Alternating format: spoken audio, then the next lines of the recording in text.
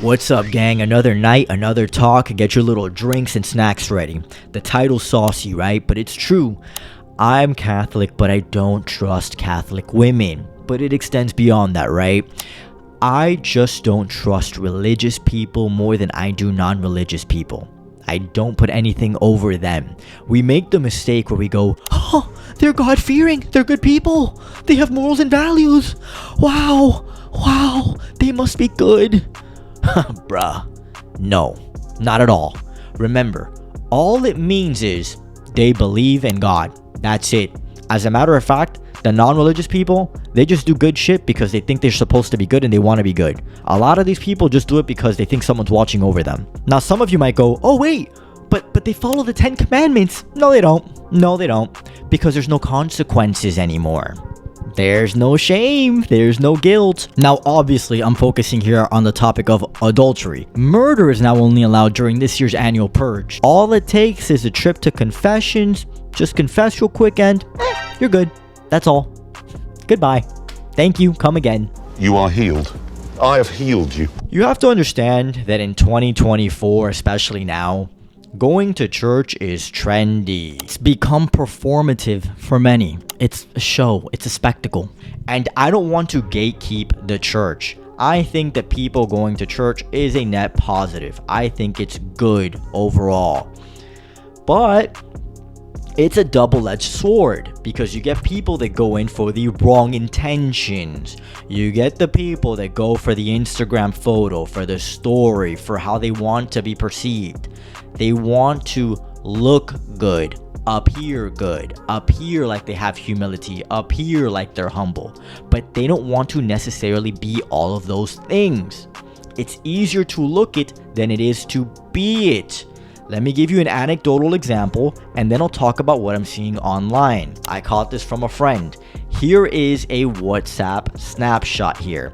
Now, this is in Spanish. Of course, I'm going to translate for you guys. Check this out. This is a woman messaging a man at church while she's at church. Now, what could she possibly be saying to this man? She says the following. Me vine a confesar y está la cola super larga. I came to confess and the line is super long. Okay, bunch of sinners. Me hace sentir mejor saber que hay tantos pecadores. It makes me feel better that there's so many sinners here.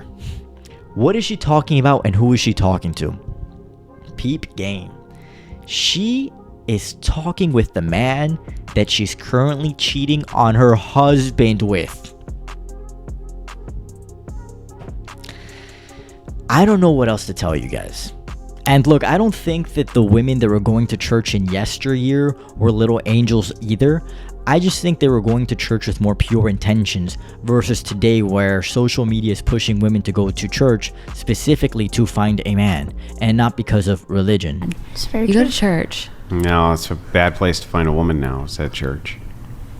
Why? Terrible place. Well, because what happens is There's can't go to that church there's what's anymore. called the Great Ho Reformation. Oh. And so Do tell. so here's how this works. Uh-oh, I'm not going to like this, I'll tell you right now. What happens is there's a lot of women out there who are getting into their 30s and their mid-30s, and they've realized that they have ridden what we like to refer to as the carousel, and they did it for a long time. It's true. They couldn't find a guy, and so in their 30s now, they're kind of screwed. And so what they do is they reform and find Jesus, and then go to the church, and then when they're at the church, they try to meet guys. And that's really a big problem. And it's going on all over the place now. But is it a problem if they really find Jesus? That's the problem, what you just said. Is if they really find Jesus. No. So, no, you're useless, or not useless. You're Don't say I'm going to walk out. You're a useful pawn because of what you just said, right? Is that a problem? Yeah, it's a problem because what they'll do is they'll cover themselves behind "Don't judge me." Oh, well. Don't judge me. That's different. Yeah. Don't judge me. Don't judge me. Don't judge me. But it's usually the women who are inside of these churches and women who are the ones pushing the "don't judge them." And so, yeah, it's not looking good in churches at the moment. So now the church has turned into a game of Among Us. You don't know who the undercover bop is, so you have to run a Hofax report on all of them. And these women are convincing. They'll go to their local party city and they'll pick out the costume. They'll get the cross necklace. They'll go to their local tattoo parlor and get the cross tattoo on their wrist, behind the neck, behind the ear. It's morals and values in exchange for cross tattoos and necklaces. Remember, they want to appear a certain way. Whether they actually are or not is a completely different topic. Now, I don't know if there are any trendy churches where you're at, but in Miami at least, the trendy church, if there was ever such a thing as a fuckboy church, VOO Church led by Pastor Rich would fit the bill perfectly. I don't have anything negative to say about the church or the pastor. It's one of these like modern Christian churches that's really working into getting young people excited about church, and I think it's a net positive. But to put it into perspective, this is the church where Kanye West performed at a couple of years ago. Us Christians, now I'm speaking to you, we live so quiet, we live so timid, we live so afraid, we live so by our feelings. And I really believe that people can't see Jesus on the inside of us because we're more addicted to getting lit than we are to being a light. The devil had rap music so wrapped up, I thought I couldn't rap and serve God at the same time. This is the type of church that's going to attract, and does attract, the undercover and not so undercover hoes. This is the church that attracts all of the Miami stereotypical douchebags, and of course genuine good people as well. It's a mix, but you really are getting people here that are willing to fight over a parking space outside of the church and then be buddy inside the church. Yo, Miami, I'm not gonna lie, it's filled with a lot of fake people. Now guys, I'm self-aware enough to know that maybe I'm the problem. Maybe I'm just an elitist church snob. But my God, is it so easy to tell when someone is just doing something for clout? Not because they actually, they're feeling God. That's one of those reasons too, when I see a woman post a story on IG or a photo with VOO Church, I can't take her seriously. I just can't. A lot of them go there for vanity reasons, or it's become kind of like a status thing to go to VOO Church. So I don't know if she's there for genuine good reasons and to worship God, or to just kind of like play a role and be an actress and, hey, look at me. You know what I mean? So that's something else that I've paid attention to. And now in the online space, there's this channel. It's huge now. It's called Girls Gone Bible. I was this person once, so there's no way I can completely make a 180 and do something different. I have, and I don't care. So is Ari.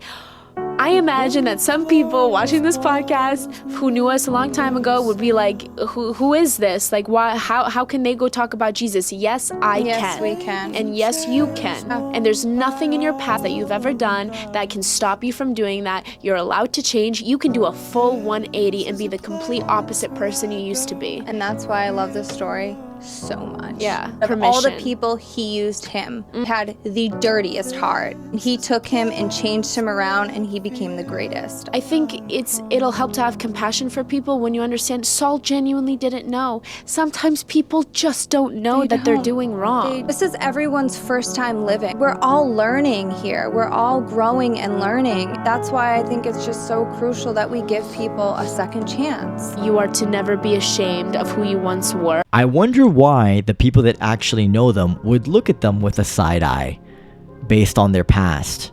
This is like the poster girl example for the women that do not want to be judged by their past, but have now found God and expect you to take them as they are. Which, by the way, they're still single. You know what it is? My number one thing. Somebody asked, do you guys know why you're single? And I'll speak for myself. I know exactly why I'm single, because I've never dated a guy that God would have approved for me. Not to say, let me clarify and say that I've actually only dated great men, good people to their core, but never somebody who's further along in their faith than I am. Yeah. And I know without a shadow of a doubt that the person God has for me is like so far along in their faith than I am.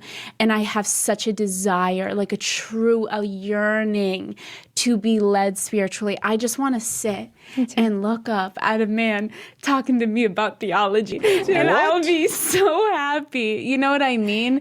And so there's always been, unfortunately, not in like an insulting way, but there's a level of respect that I'll have for the person that I'm with when that's the case. And I've never experienced that. This is basically, I want a strong and masculine man that's a provider all over again. It's the same shit, but a different cologne sprayed on top of it. That's all. So at the end of the day, people can decide to go to church whenever they'd like. They can make their past disappear, and they can just say, hey, this is who I am today. And if they decide to sin, who cares? There are no consequences. Just go to confession and all good. You're still good with us. So that is why I cannot trust religious people over non-religious people. Really, it's the same for me.